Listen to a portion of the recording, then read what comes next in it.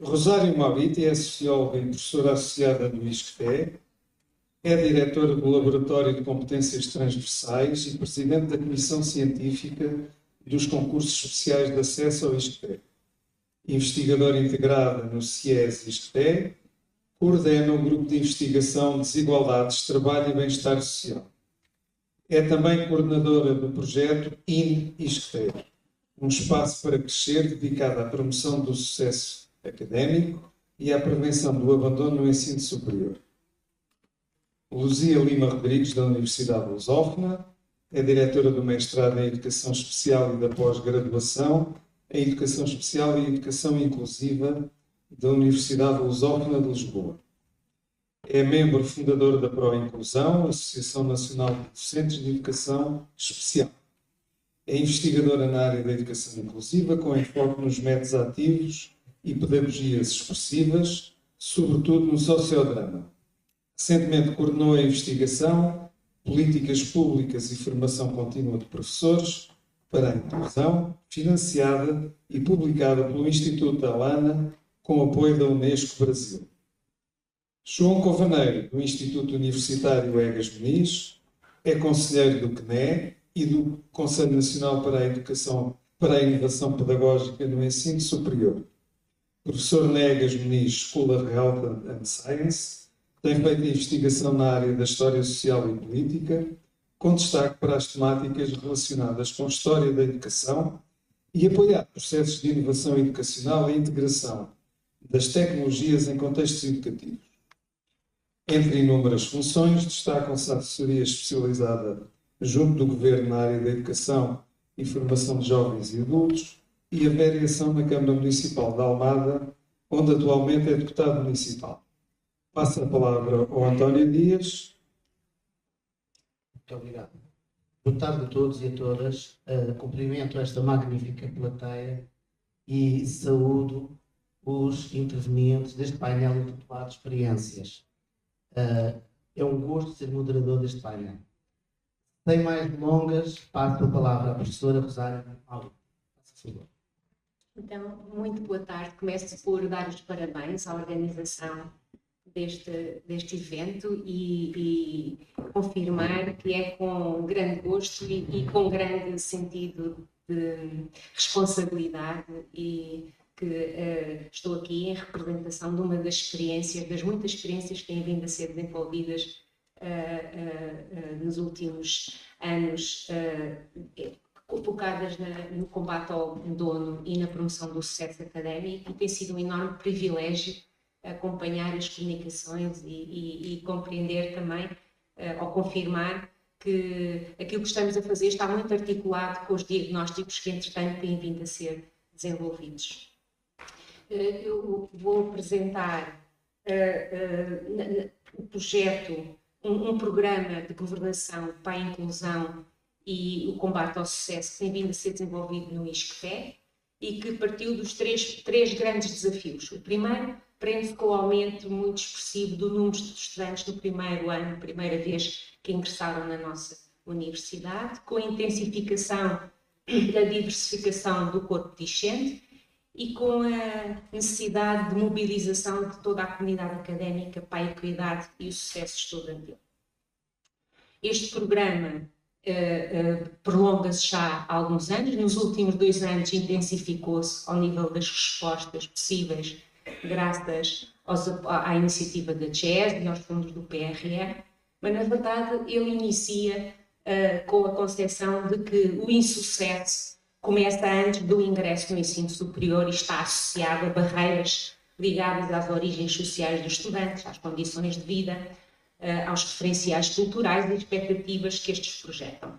E que numa sociedade como a portuguesa, onde temos ainda uma forte incidência de adultos que não passaram por este sistema de educação, é um compromisso e uma responsabilidade das universidades criar mecanismos que possam alargar o recrutamento também para esses públicos.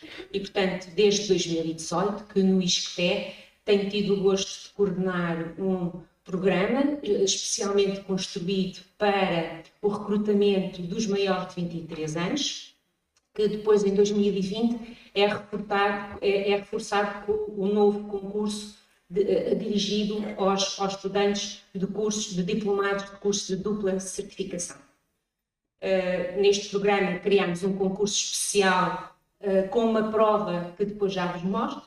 Esta história continua com a criação, em 2021, de um grupo de missão que deveria acompanhar e monitorizar o insucesso e o abandono na nossa universidade. Um grupo que, ao nível da execução, deve acompanhar a atuação do Gabinete de Qualidade, que foi indigitado especificamente para isto, e depois, a partir de 2023, tivemos um quadro novo, que foi o projeto INISCTE, um espaço para crescer, que segue um modelo de intervenção para a afiliação estudantil, apoiado no acolhimento e na intervenção ao nível das mentorias e das tutorias, no desenvolvimento pedagógico, desenho curricular inclusivo, na monitorização preventiva através de sistemas de alarmística e construção de programas personalizados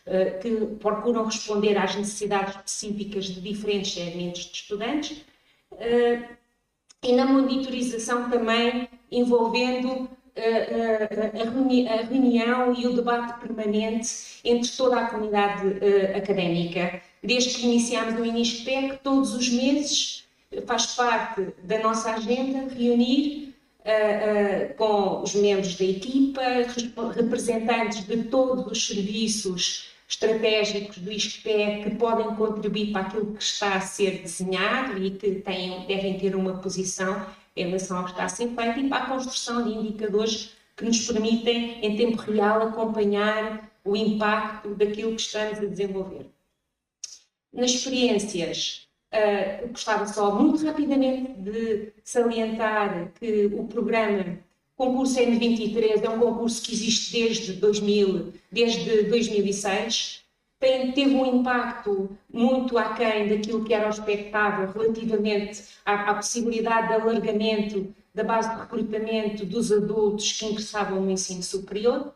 No caso do ISCTE, o programa que criámos a partir de 2018 permitiu que todos os anos ingressassem na oferta formativa de licenciatura sensivelmente entre 8% a 10% de estudantes N23. E pela primeira vez foi possível que estudantes adultos pudessem começar a ingressar de forma mais expressiva nas áreas das tecnologias ligadas à engenharia, informática, telecomunicações e ciência de dados, e também em cursos de gestão. Até aí havia 2 pessoas que entravam, e foi também muito interessante verificar que ao longo dos anos, sobretudo nas áreas de engenharias, que têm vindo a acolher pessoas que têm grau de formação de nível 4 e que, sobretudo, têm como principal motivação de ingresso consolidar a sua posição no mercado de trabalho e construir uma carreira que os possa reposicionar também. A verdade é que nas engenharias as vagas libertas pelas direções de curso têm vindo a aumentar, porque se reconhece a relevância da presença destes estudantes com as suas experiências naquilo que é a dinâmica em sala de aula. E, portanto, uma das conclusões que retiramos desta experiência é que a diversidade enriquece a sala de aula, enriquece as experiências de estudantes que em Portugal continuam a ter uma forte incidência nas idades mais jovens e, portanto, não equacionam na sua trajetória uma boa conciliação entre os estudos e o trabalho. E trazer estes estudantes para a sala de aula, de facto, criou aqui uma dinâmica que foi confirmada como muito relevante. Para potenciar este alargamento, criámos também cursos preparatórios. A prova escrita que todos os estudantes fazem é uma prova de literacia, da aferição de conhecimentos que nós consideramos que são cruciais em qualquer área disciplinar, competências de leitura, interpretação de texto, utilização de linguagem numérica e capacidade de raciocínio abstrato. Depois, temos provas específicas nas áreas para as quais é crucial ter uma boa formação de base, por exemplo, em matemática ou geometria descritiva, sem o qual o estudante entra, mas depois não consegue progredir e, portanto, o acesso tem que estar sempre articulado com o sucesso. E ao nível dos cursos preparatórios, para resposta a isto e para que isto possa ser uma realidade, incluindo para pessoas que querem fazer uma reconversão profissional, que vêm de trás com percursos educativos nas áreas das humanidades e que, por exemplo, querem fazer uma reconversão para áreas das tecnologias, criámos módulos de matemática elementar que cobrem os conteúdos cruciais de matemática de nível básico e depois temos os módulos de matemática avançada que cobrem os conteúdos que os responsáveis dos cursos para os quais estes estudantes vão ingressar entendem que são os conteúdos cruciais que eles devem dominar para terem sucesso académico. Depois, estes concursos de que falei são depois os mesmos referenciais que utilizamos agora no recrutamento também dos estudantes que vêm diplomados de cursos de dupla certificação. E é interessante que no primeiro ano em que este concurso foi criado, o ISCTE foi uma das 3 universidades no país que aderiu ao concurso. Tivemos 55 candidatos, dos quais só ingressaram 2, porque na altura soubemos do concurso e aderimos ao concurso numa fase muito tardia, onde não foi possível fazer a preparação. Hoje, este ano, nos anos a seguir, já foi possível o ingresso destes estudantes, nunca é muito, porque eles representam até 15% do contingente. São sobretudo estudantes que procuram cursos de tecnologias e estão mal distribuídos pelas várias áreas da nossa oferta formativa. Todos querem engenharia informática ou informática e gestão de empresas e, portanto, como as vagas não são assim tantas, mas de qualquer forma tem sido um enorme sucesso também a esse nível. Quanto ao INISCTE, é um programa que vai além, que nos permitiu materializar respostas, que dão resposta àquilo que a nossa colega Carla há pouco apresentava como diagnóstico. Eu tive a sensação que tínhamos estado a conversar as duas e que aquilo que é a nossa experiência resulta de uma bela articulação entre o diagnóstico que vocês fazem e aquilo que nós estamos a tentar ultrapassar com as respostas no terreno.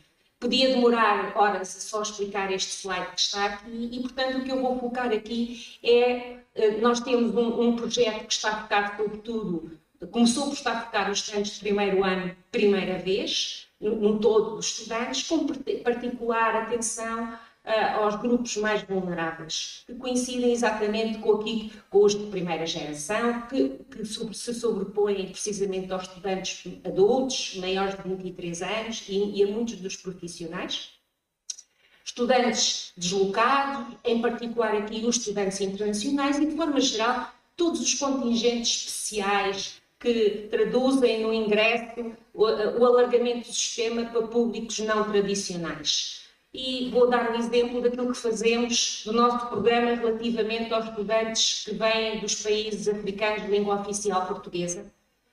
Logo há uns anos institucionalizámos uma oferta formativa em português académico. Muitos dos estudantes vêm como falantes de língua portuguesa, mas não têm uma proficiência na utilização da língua que os habilita a ter sucesso académico quando ingressam no nosso sistema.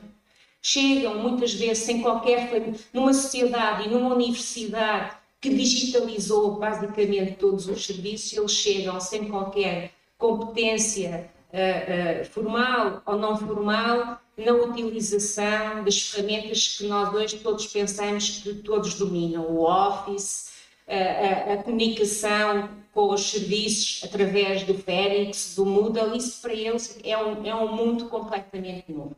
E, portanto, temos workshops e temos um atendimento personalizado e depois workshops e formação instituída em literacia digital, em literacia financeira, abrir uma conta bancária, saber aplicar todas as operações disponíveis no multibanco, iniciação à língua inglesa. Temos o ensino em português, mas muita da nossa bibliografia é anglo-saxónica. Não vamos ensiná-los ao inglês, mas vamos familiarizá-los com a língua, oferecendo workshops que estão em permanente funcionamento ao longo do ano para eles aprenderem e terem pelo menos algum tipo de aproximação à língua inglesa.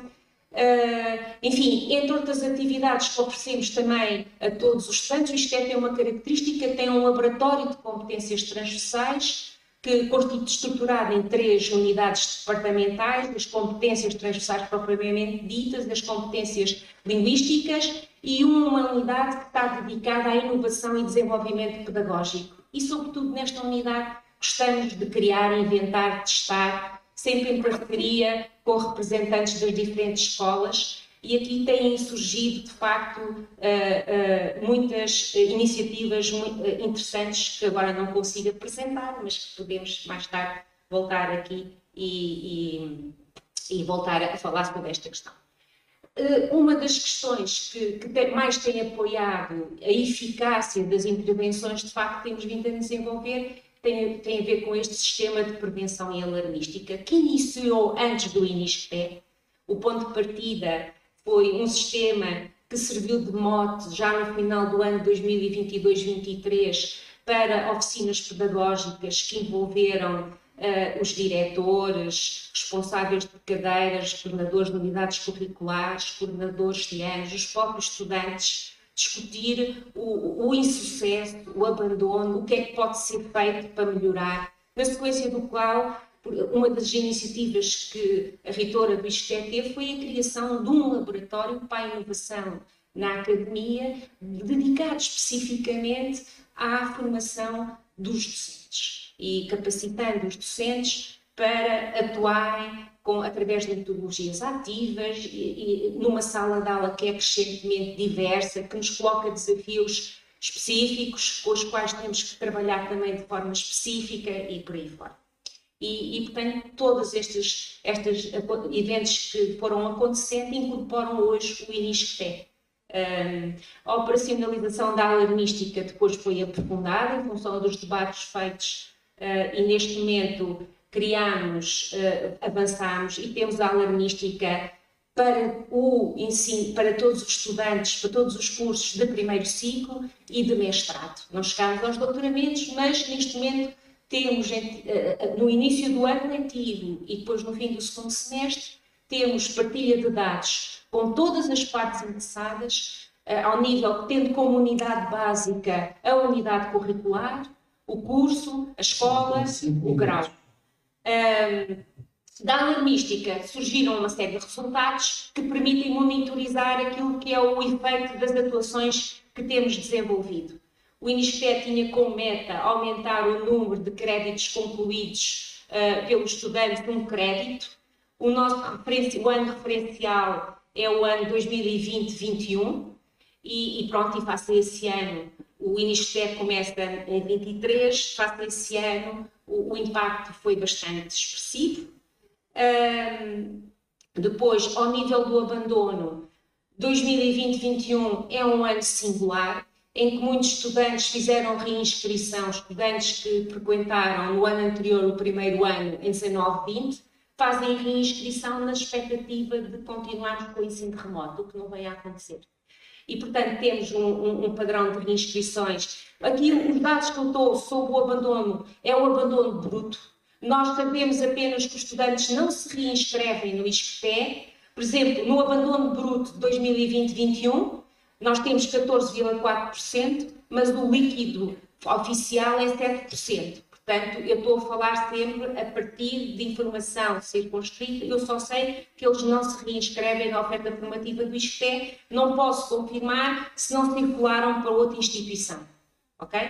E pronto, nós não conseguimos, face ao ano de referência, atingir a meta de diminuição de 2 pontos percentuais quando medimos o abandono através do abandono bruto, mas uma análise pormenorizada da composição dos estudantes que incorporam o número que está em abandono sugere que atingimos largamente essa meta.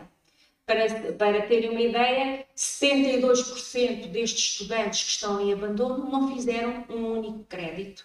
São estudantes, sobretudo, que vêm dos contingentes internacionais, alguns dos quais não chegaram a Portugal ou chegaram muito tardiamente, já fora da possibilidade de frequência de qualquer unidade curricular.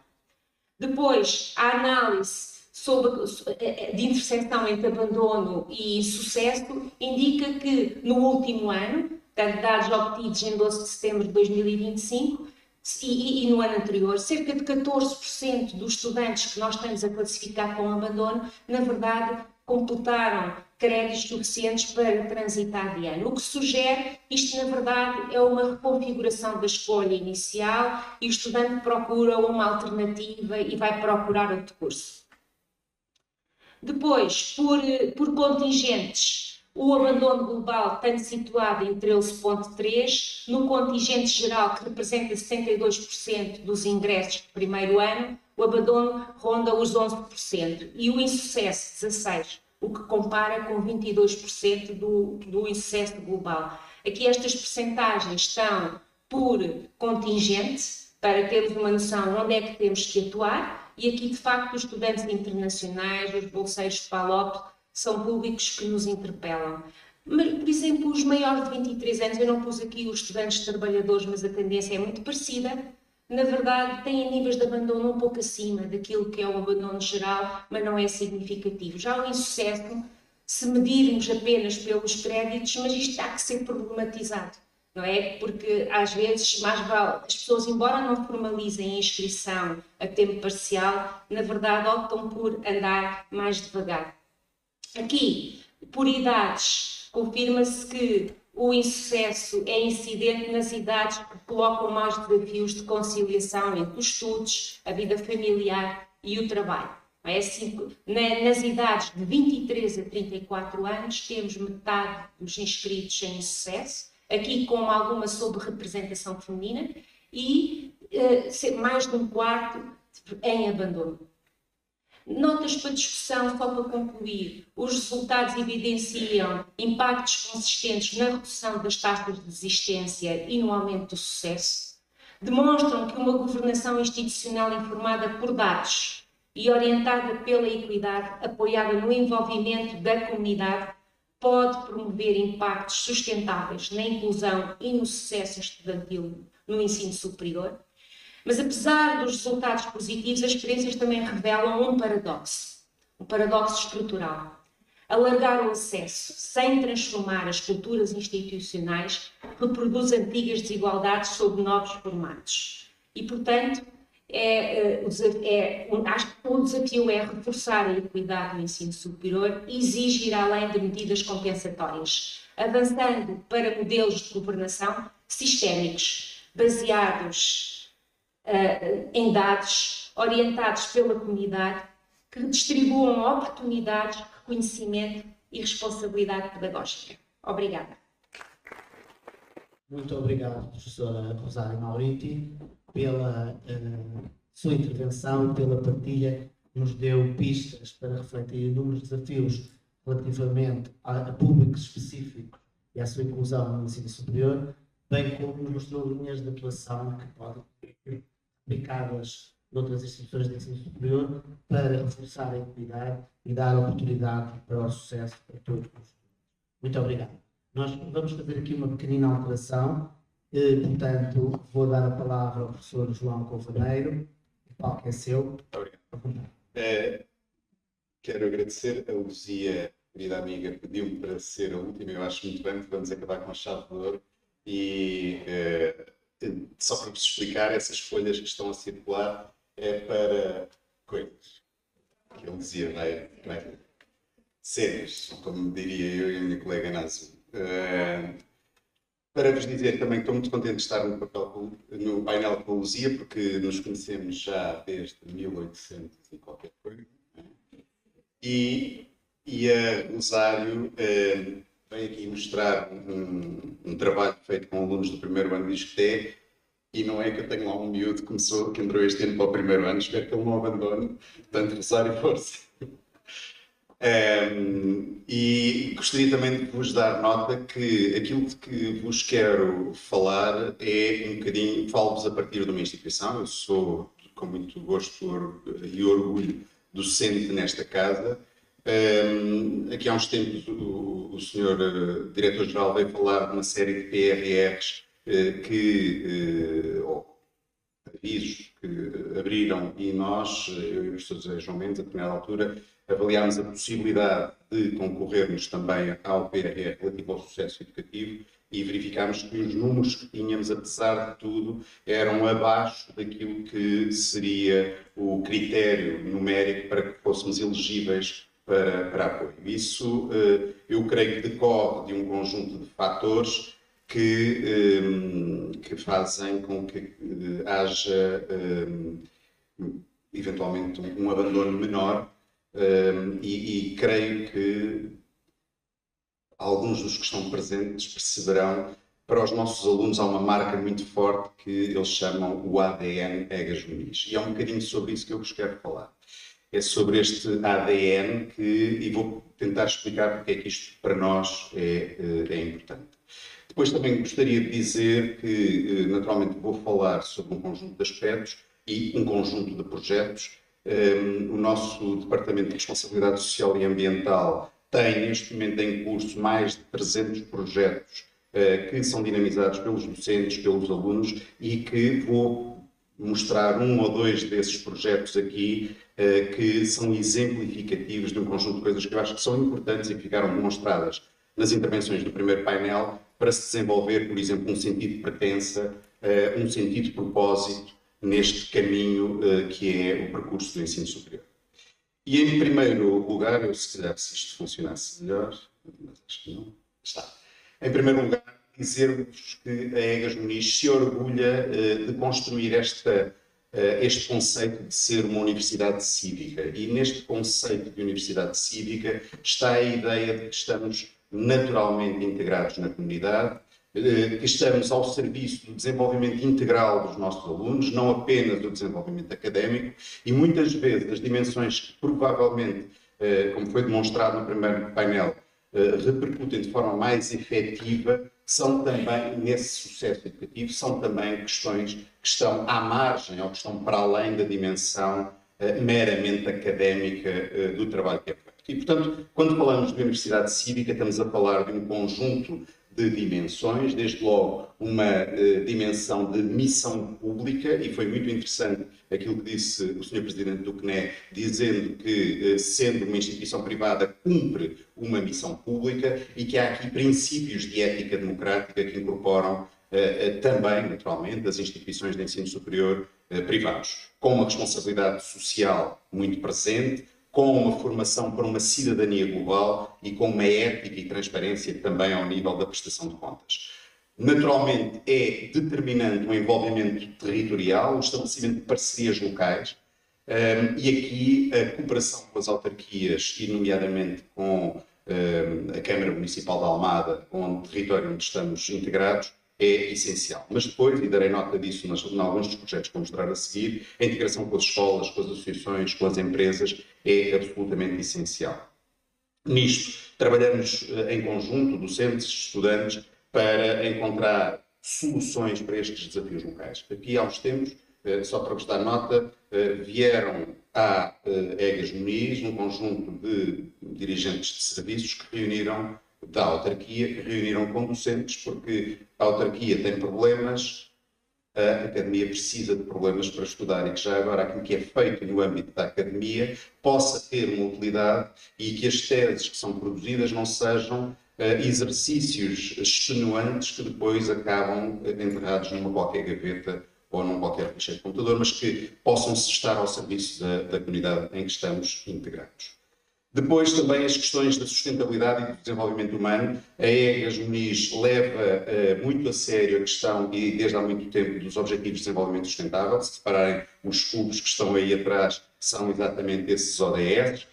Olhamos para questões de uma ecologia integral, e naturalmente as questões ambientais dos ecossistemas naturais são importantes, mas os ecossistemas urbanos e a dimensão social é também determinante, e depois esta ideia de uma ecologia também ela cultural, percebendo que nós vivemos em contextos onde a diversidade cultural deve ser uma riqueza, deve ser valorizada e ela provavelmente transforma aquilo que somos em qualquer coisa de melhor e de mais forte. E depois, naturalmente, as próprias práticas institucionais que sejam sustentáveis. A valorização da aprendizagem em serviço, e vou mostrar-vos aqui alguns dos exemplos disso. baseada na resposta a problemas reais, lidando efetivamente com aquilo que são as questões do cotidiano com que os nossos alunos vão lidar a seguir, com projetos, muitos deles comunitários, interdisciplinares, e que façam a integração entre a teoria e a prática, sempre promovendo práticas cidadãs. E para isto é a importância do propósito. Porquê é que fazemos as coisas que fazemos? E o que é que fazemos com o tempo que nos sobra, ou com aquilo que nos sobra? E os nossos estudantes, enquanto jovens, eles têm, de facto, horários muito preenchidos. Eu vejo pelo meu filho, já agora queria dizer, está no ISCTE, e eu acho que aquilo que vai garantir mais o sucesso educativo dele é o facto da namorada também lá estar. E que ele tem aulas de manhã e ela à tarde, e ele fica lá e diz-me que fica a estudar. Eu espero que seja isso. Mas este princípio de que nós somos provavelmente mais felizes e damos mais valor àquilo que somos e fazemos quando entendemos o propósito das coisas que vamos fazendo. E quando nos explicam, ou quando conseguimos perceber para que é que serve aquilo que fazemos. E o que é que podemos fazer com aquele tempo que nos sobra, que é absolutamente essencial. Todos fomos estudantes de ensino superior, alguns estiveram envolvidos no movimento associativo estudantil, outros estiveram envolvidos no movimento desportivo, no associativismo desportivo, político, o que quer que seja. Outros estavam apenas no bar da faculdade, outros estavam nisso tudo, não é? Minha culpa, minha má.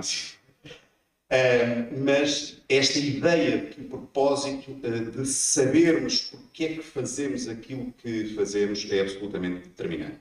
E há um autor que eu gosto particularmente, o Simon Sinek, que é um autor do mundo corporate, em que ele fala deste golden circle, que é o círculo da decisão. Muitas vezes nós estamos essencialmente preocupados com aquilo que fazemos e andamos muito à volta daquilo que fazemos, quando o core, quando o essencial deve ser porque é que fazemos. Porque é que fazemos aquilo que fazemos. E isso é absolutamente determinante. Portanto, aquilo que o Simon Sinek diz, em primeiro lugar, temos que perceber porque é que fazemos, em segundo, como é que fazemos, o que é a nossa praxis cultural e como é que nós vamos fazer aquilo que fazemos, e por último, aí e só no fim, o que é que vamos efetivamente fazer.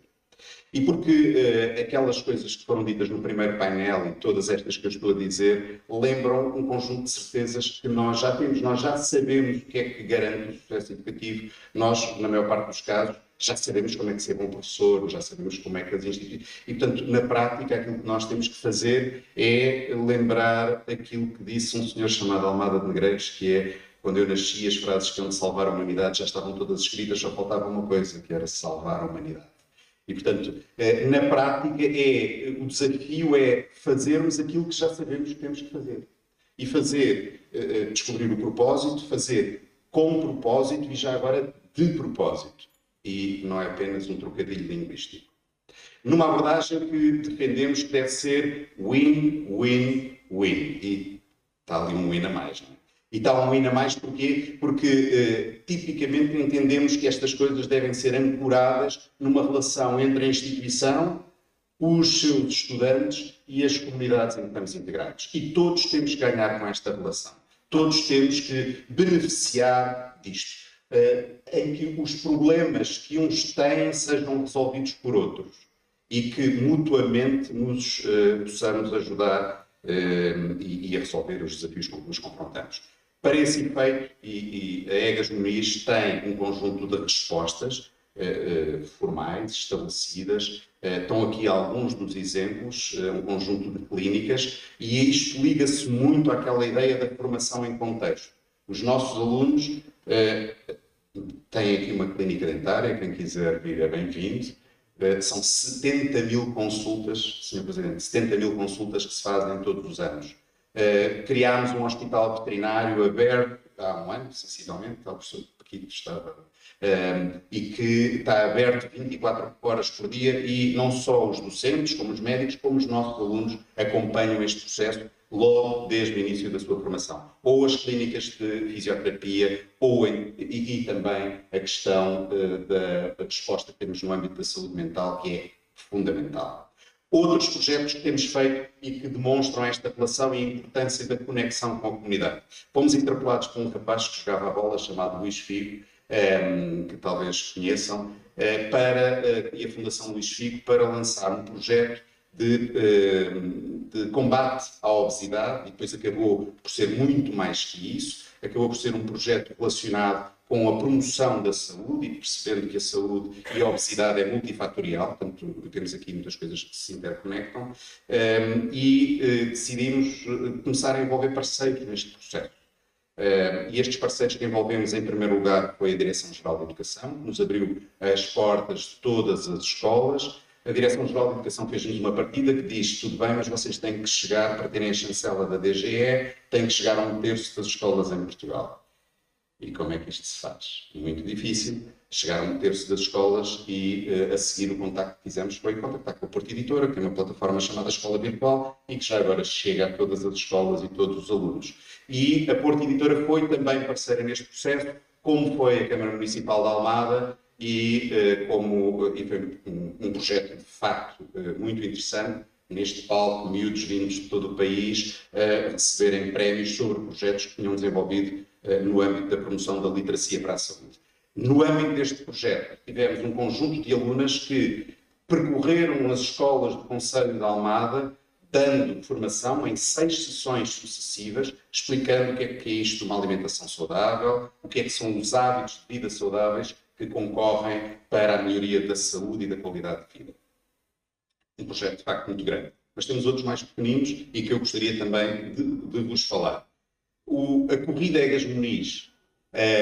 Um conjunto de professores corriam, um conjunto de alunos também, e decidimos, em articulação com a autarquia, lançar o desafio de integrarmos o Troféu Almada, que é um conjunto de corridas que acontecem ao longo do ano, e isto é organizado, sobretudo, pelas nossas associações de estudantes. O Sr. Presidente e os professores que estavam ligados inicialmente ao kick-off desta iniciativa decidiram passar este esforço organizativo para as associações, que fazem muitíssimo bem, e temos tido muitos alunos a correr, e este ano queremos ver se criamos um autêntico pelotão também de alunos. É uma ligação à Junta de Freguesia, à Câmara Municipal, aos serviços, à RCT, aqui ao lado, que também é a nossa parceira, e queria chamar-vos a atenção: não se vê, mas lá em cima estão 2 atletas que são padrinhos da prova. Um chama-se Miguel Oliveira, que é um dos nossos heróis do motociclismo,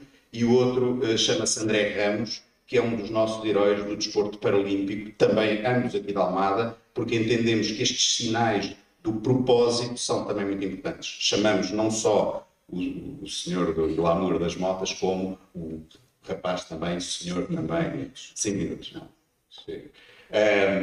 para serem padrinhos da prova. E a importância dos sinais, a importância de promovermos a inclusão também por aí. Um outro projeto também muito interessante, dos muitos que poderíamos mobilizar, foi o projeto À Margem, uma candidatura a um programa que se chamou Bairros Saudáveis, e durante um ano este projeto teve financiamento público, e durante 2, até agora, penso eu, a Egas Muniz investiu na colocação de animadores, no caso, eu gostei de dinamizar como aluno de Psicologia, e depois fazia aqui a ponte, era o ponto focal com a Egas Muniz, e que transferia para a comunidade um conjunto de atividades de apoio e de suporte que nós poderíamos fornecer aqui, também para a promoção da saúde, num bairro muito desafiante, num território muito desafiante, que é a zona da Trafaria. Para quem não conhece a Trafaria é um território aqui bem perto, onde, por exemplo, há um bairro, o bairro do Segundo Torrão, onde vivem 3.500 a 4.000 pessoas em habitações precárias, o vulgo bairro de barracas sem acesso. E levámos os alunos para intervir junto destas comunidades, porque, naturalmente, tiveram, nesse contexto, experiências absolutamente singulares, atuando junto de crianças, jovens, adultos e séniores, procurando integrar na comunidade respostas que aqui já eram desenvolvidas e nos seus ciclos de estudos. Portanto, foi a transferência daquilo que eles estavam a aprender para um contexto comunitário mais alargado. A nossa presença no território é deste tipo, lidem um conjunto de clínicas, respostas, mas também uma instituição sénior, e onde os nossos alunos também vão fazendo esta experiência de uma aprendizagem em contexto de serviço, e quero dizer-vos que esta integração no território se tem revelado absolutamente essencial, como, por exemplo, as atividades que têm sido feitas nesse território da Trafaria ou nos territórios aqui da Almada. Um dos aspectos para a questão da Universidade Cívica focava a questão da inovação pedagógica e, no âmbito da inovação pedagógica, a EGAS Muniz integra um dos consórcios promovidos por um destes PRRs, programas, que é o SAPIEN. A EGAS Muniz integra com um conjunto de 9 instituições de ensino superior, integra de facto o SAPIEN, este consórcio que se posiciona sobretudo ao sul do território nacional, que tem respostas para 66 mil estudantes, cobre 40% do território nacional, e hoje mesmo temos aqui o Eduardo, da Universidade do Algarve, que faz parte do nosso consórcio. Temos aqui também um conjunto de colegas do CNIPS e a senhora Presidente aqui também a representar o CNIPS. O SAPIEN é uma das estruturas que integra o CNIPS, o Conselho Nacional de Inovação Pedagógica no Ensino Superior, e hoje mesmo estamos a começar uma formação de docentes, tem um módulo presencial. Esta formação chama-se Ensinar e Aprender no Ensino Superior, e este consórcio, que já fez esta formação no ano anterior, no ano letivo anterior, para terem uma ideia, houve 900 manifestações de interesse em candidatura de professores que queriam fazer das 9 instituições a formação inicial. Neste momento, eu creio, Eduardo, que são cerca de 200 para um segundo ano, e é muito interessante porque este processo é um processo também de co-criação dos conteúdos formativos, em que docentes das diversas instituições se juntaram para definir aquilo que era a estrutura curricular. Por último, queria falar-vos daquilo que é o nosso Departamento de Inovação Pedagógica, e o Departamento de Inovação Pedagógica da EGAS Muniz recorre a este diagrama, que conhecerão seguramente alguns, o diagrama do TIPEC, desenvolvido por o Mishra, e que de alguma forma utilizamos também nas formações do SAPIEN, e que este diagrama e esta proposta metodológica, que tem cerca de 20 anos, eu creio que é de 2006, diz-nos que hoje, já desde 2006, um professor competente tem de ter competências desenvolvidas não só nas suas áreas de conhecimento e conteúdo, absolutamente essencial, não só nas áreas pedagógicas, mas também na dimensão tecnológica. E isto estrutura, de alguma forma, aquilo que é a oferta formativa que a EGAS Muniz tem no seu Departamento de Inovação Pedagógica, que são um conjunto de formações que fazemos para professores, sobretudo em 2 momentos do ano, nas pausas intersemestrais. Também, em dezembro, fazemos uma formação inicial para os novos professores, normalmente, e agora, sempre que é necessário, formações que são dispersas ao longo do ano, mas as nossas formações organizam-se em 3 eixos distintos. Um que tem a ver com aquilo que eu diria que é a cultura pedagógica, sobretudo muito focada naquilo que são as metodologias ativas de aprendizagem, que valorizamos, e é-nos indiferente se um professor gosta mais de Project-Based Learning, Challenge-Based Learning, Problem-Based Learning, é igual. O que interessa é uma concepção da inovação pedagógica que passa de um esforço de resposta permanente aos desafios que o contexto nos coloca. Portanto, a inovação que não precisa, seguramente, de tecnologia, mas que é, que é este esforço de resposta aos desafios do contexto.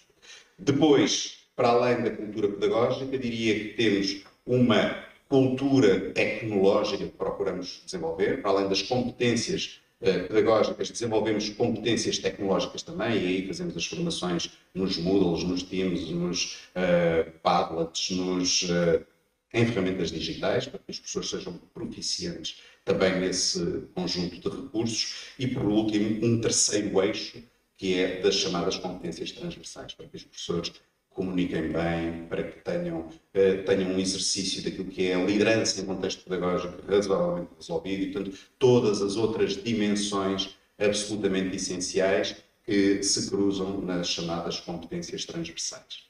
E muito obrigado.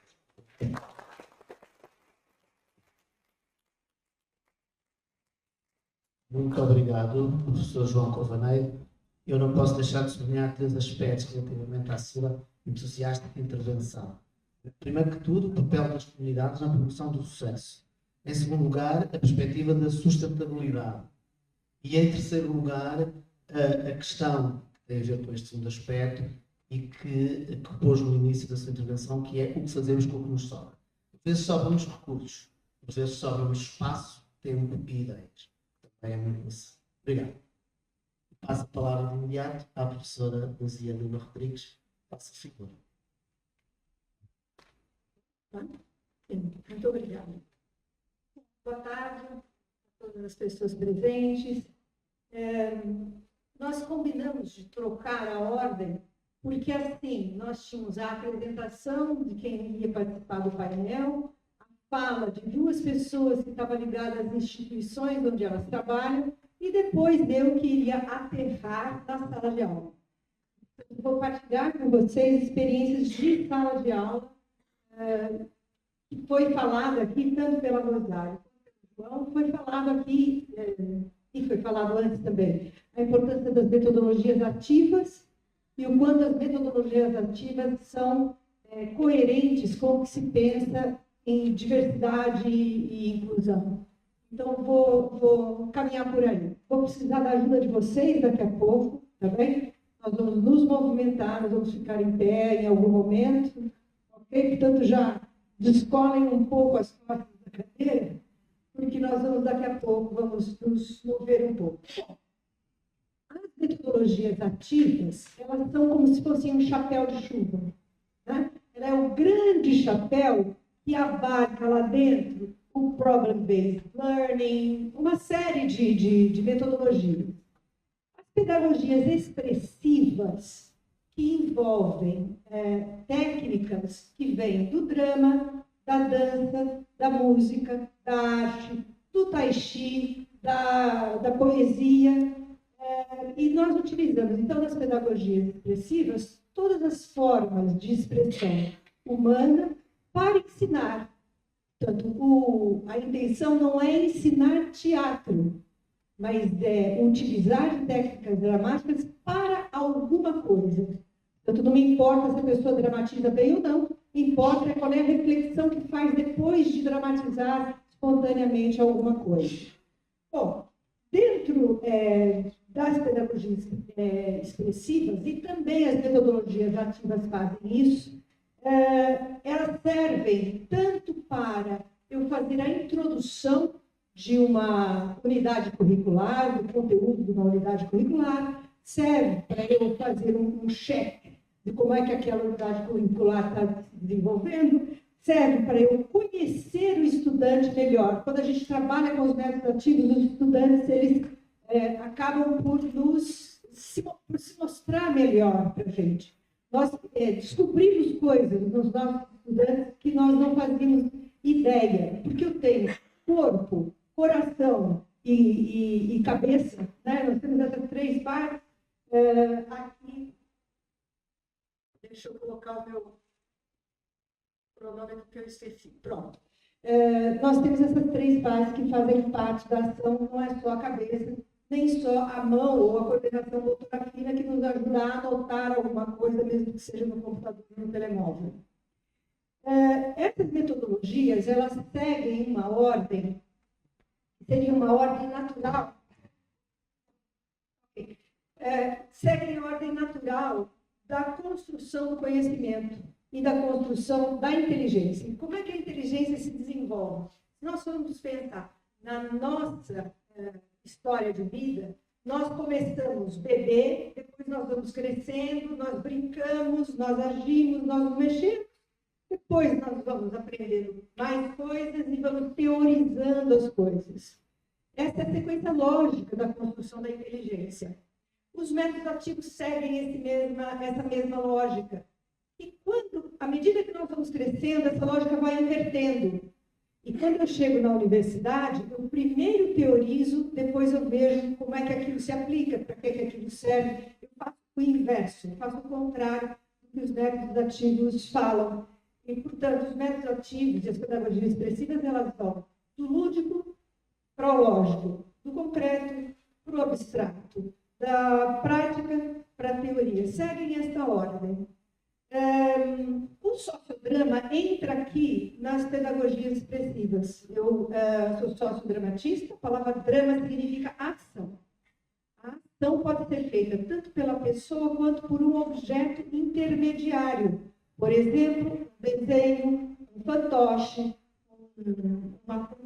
uma caneta, qualquer coisa que vai tomar o papel de alguma coisa. Por exemplo, isso não é uma caneta, é uma cadeira. Posso brincar com esse tipo. Mas é colocar em ação. O sociodrama é colocar em ação questões que são sociais e socializáveis. O psicodrama, ele vai trabalhar com questões de foro íntimo, preservado, que não é público. E o sociodrama vai trabalhar com questões que são de foro social, que nós podemos abordar. Eu sou sociodramatista desde 1993, quando eu comecei a ser professora universitária, formando professores para educação e para educação inclusiva. Né?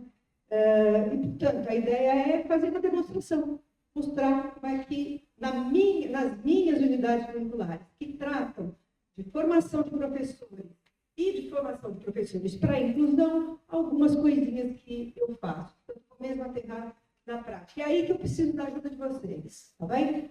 Porque nós estamos espalhados pelo auditório, a configuração física de um auditório não tem nada a ver com pedagogias expressivas ou com ações, com metodologia ativa.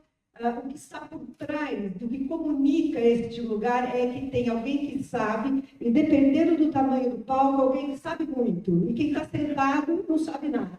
Então, está aí para ouvir, é o auditório. Né? Eu vou ouvir, não vou falar. Bom, eu vou começar com o livro da vida. Esse livro da vida, ele demora muito tempo para fazer. Eu demoro quase 1h30, 2, nessa atividade que eu vou fazer com vocês em minutos, tá bem? E é por isso que eu preciso de ânimo ou de rapidez, portanto, não pensar muito para podermos fazer isso. Eu vou contar como é que eu faço, depois eu vou fazer com vocês diferente, tá bem? Como é que eu faço? Eu digo assim no começo da aula, bom, hoje nós vamos escrever um livro, toda a gente vai escrever um livro, os alunos, né? É impossível escrever um livro hoje, né? Essa a reação normalmente dos alunos.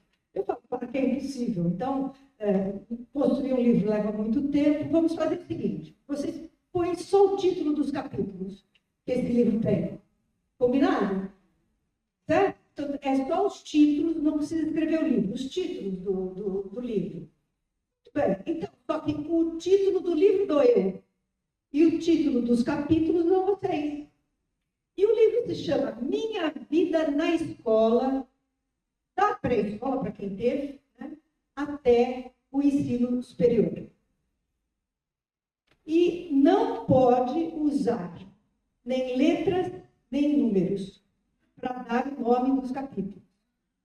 Pode usar canetas da cor que quiser, e aí eu trago caneta, papel colorido, tesoura, cola, tudo isso, e o livro, que é essa folha que vocês receberam, pode ter o formato que você quiser. Portanto, eles cortam, recortam, transformam uma coisa diferente, dobram, fazem uma série de coisas para poder construir esses capítulos.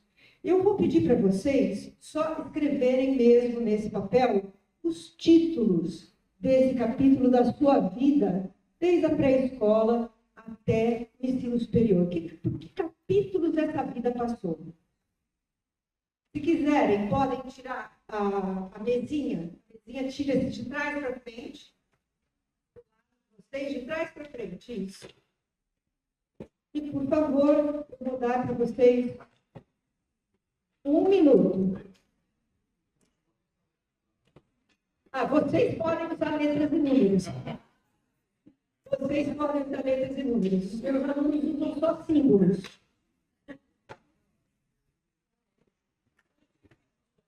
Quantos capítulos são? Não faço a menor ideia. A vida é sua, não tem nada a ver com isso. Quantos capítulos da sua vida na escola tiver? Podem usar letras, podem usar números. Aqui eu deixo. Eu sou boazinha aqui. Não, pode usar palavras, pode usar frases, pode usar o que quiser. Porque é só uma demonstração. Né? A intenção é só demonstrar. E podem mexer na folha, rasgar se quiserem, podem ter criatividade se quiserem ou não. É mesmo só uma demonstração. Faltam 30 segundos.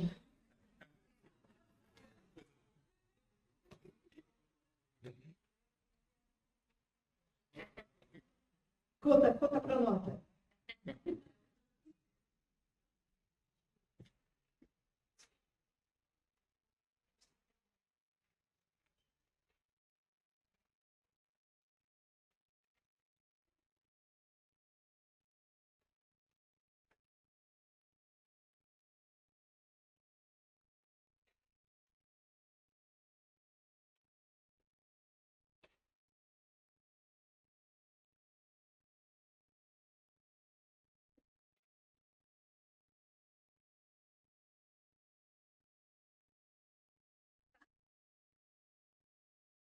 Sim?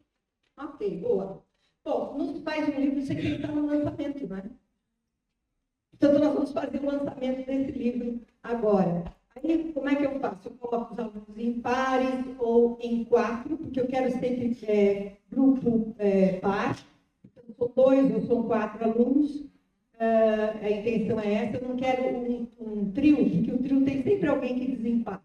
Eu não quero que desempate. Então, a gente tem que escolher, quando vamos trabalhar com métodos ativos, estrategicamente qual é